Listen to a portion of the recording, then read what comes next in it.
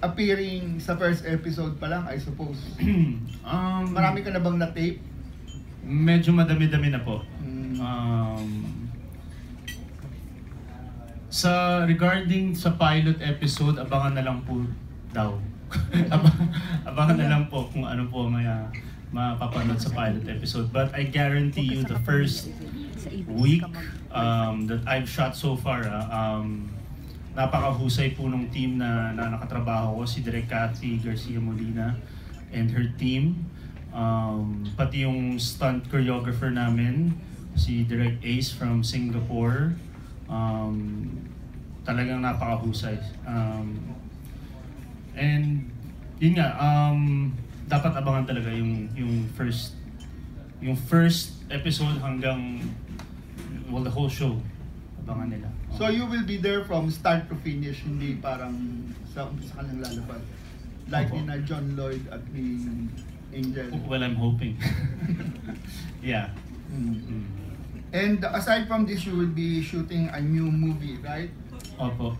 So, alam mo na rin kung ano yung project when are you going to start?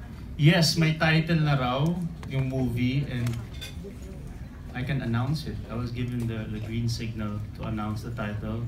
It's gonna be called Wife, Husband, Wife. Oh, parang dalawa ang wives mo dito. Si Angel at si Angelica. Opo. Oo, dun sa movie. So, kailan daw kayo mag-start na shooting? Soon, magsisimula na po. So, maglalagari po yung taping. Yeah, you're going to be very busy doing a movie and doing a soap. Yes.